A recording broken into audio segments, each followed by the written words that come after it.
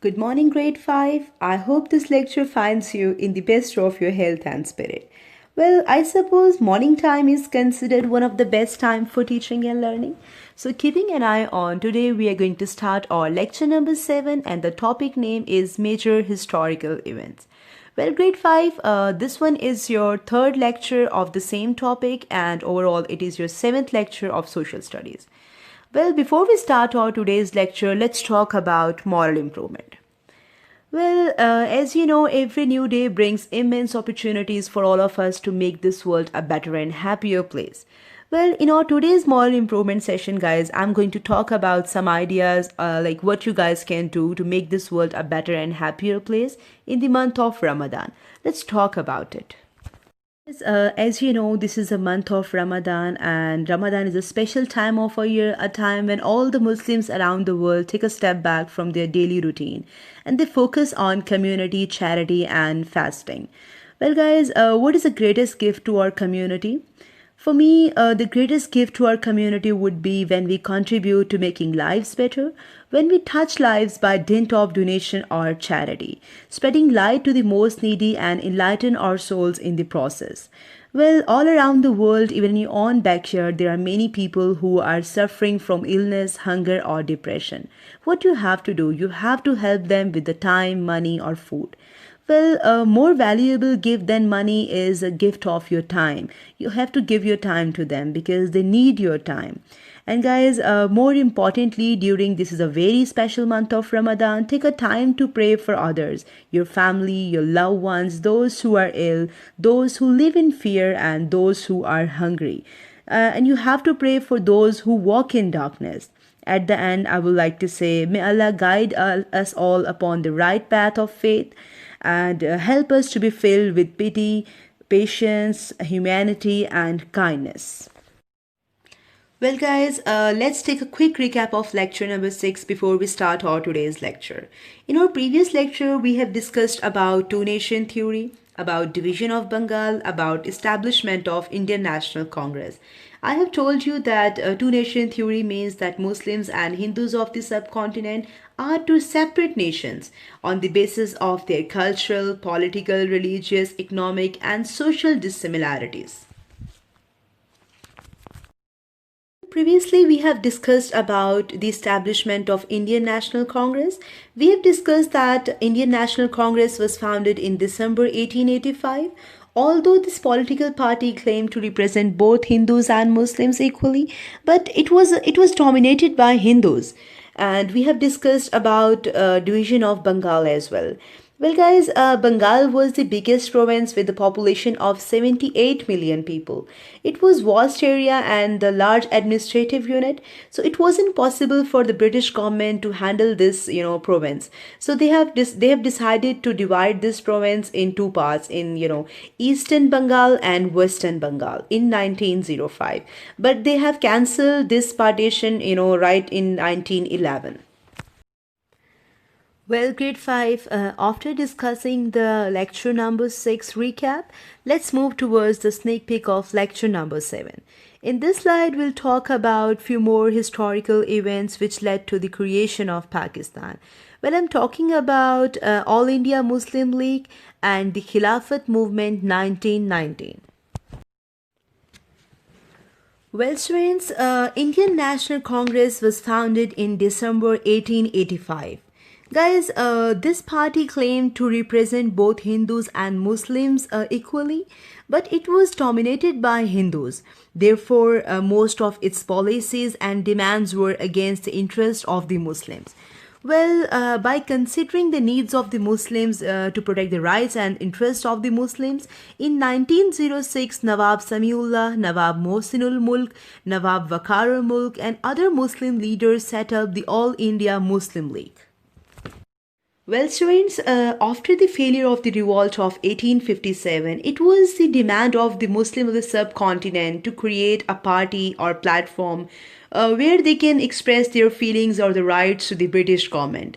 Well, All India Muslim League established at Dhaka, Bangladesh in 1906, and the leader was Nawab Wakarul Mulk. He was also the first honorary president of that party.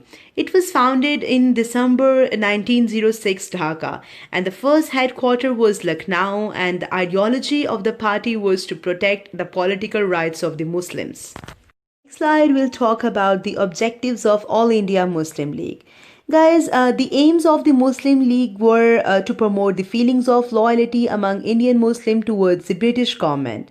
And second aim was to protect the political and other rights of the Muslims and present them before government in a mild and decent language. Well, the third objective of the party was to promote friendly feelings between Muslims and other communities without any harm.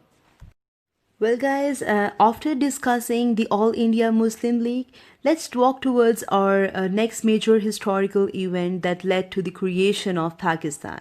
Here I'm talking about Khilafat movement. Students, when World War I was won by allies mainly Britain and France, the Muslims of subcontinent were afraid that might they would destroy the Khilafat in Turkey.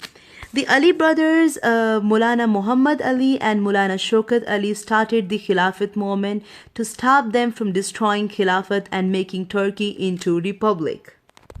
Well, the Khilafat movement was a very important event in the political history of subcontinent. Students, the Muslims of subcontinent had a great regard for the Khilafat, which was held by Ottoman Empire. During the World War I, Ottoman Empire, Turkey joined the World War in the favor of Germany. But Turkey and Germany lost the war in 1918. If we talk about the aims of the Khilafat movements, these were, very prominent. Number one, to protect the holy place of Turkey, and the second one was to restore the territories of Turkey and to restore the Ottoman Empire. In the next slide, you guys can see the rare picture of all the leaders who started this Khilafat movement. Well, guys, the Khilafat movement started to safeguard the Khilafat in Turkey, and this issue essentially belonged with Muslims. By the involvement of the Hindus, the movement grew forceful and there was possibility of meeting the movement with success. Because Hindu joined Muslims in this movement, so the name given to this movement was Non-Cooperation Movement. Guys, in a while, I'm gonna add animated clip in our lecture which will tell us more about the Non-Cooperation Movement. Well, students, Hindus and Muslims, joined their hands together in this Khilafat movement because the British government was a common enemy of the Muslims and Hindus. That is why both nations continued united efforts against it. And this was the first time in the history of subcontinent when Hindus stood with Muslims. Well, guys, let's discuss a bit more about a non-cooperation movement. During the World War, Muslims were in a very awkward position because they had a deep-rooted devotion to the Khilafat. They had profound respect for this holy institution. Therefore, their support to the British government was subject to safeguard all the holy places of the Muslims. Well, as we discussed before, the British government was the common enemy of the Muslims and Hindus. That's why the both nations continued united efforts against it. But the difference between Hindus and Muslims became more, pronounced, and many other events showed that opposition of the Hindus to the British government was not long lasting. When Khilafat movement reached at its success, the Hindus, especially Mr. Gandhi, gave up, and they left Muslims, alone in this, all movement. Well, guys, this caused the failure of the movement. The Khilafat movement proved that the Hindus and the Muslims were two different nations, and they could not continue as unity because could not live together, as a united country. They all have difference, in their opinion. They speak different language, and Hindus want, Hindi as an official language of the subcontinent.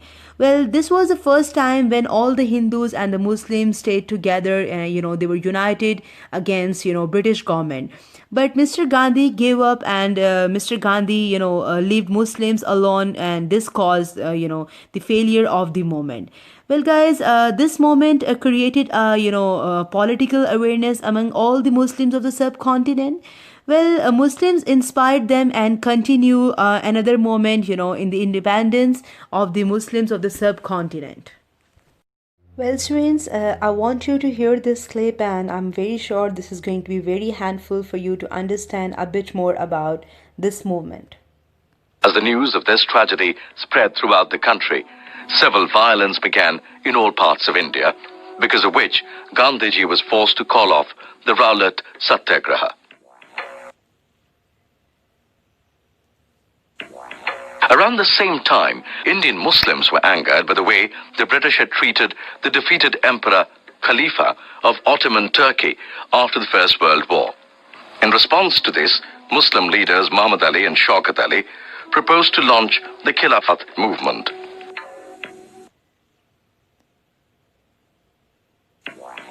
Gandhiji seized this opportunity to bring Indian Muslims and Hindus together to start a unified national struggle against the British. This resulted in the launch of the Khilafat and non-cooperation movement in December 1920. The main agenda of the movement was total non-cooperation with the British government, which included surrender of official titles, boycott of government schools, army, police, etc., and use of foreign goods.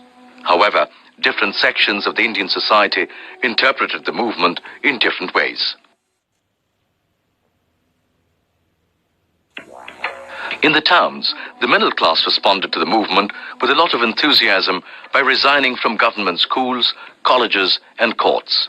In addition, they peacefully picketed shops selling foreign cloth and liquor. In the countryside, the movement took the shape of a struggle against the oppressive landlords and talukdars, demanding a reduction of land revenue and abolition of forced labor or begar. To organize these movements, the Awadh Kisan Sabha was set up by Jawaharlal Nehru and Baba Ramchandra in October 1920.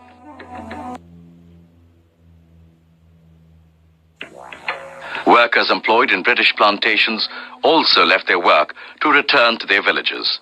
However, they were captured and beaten up by the British.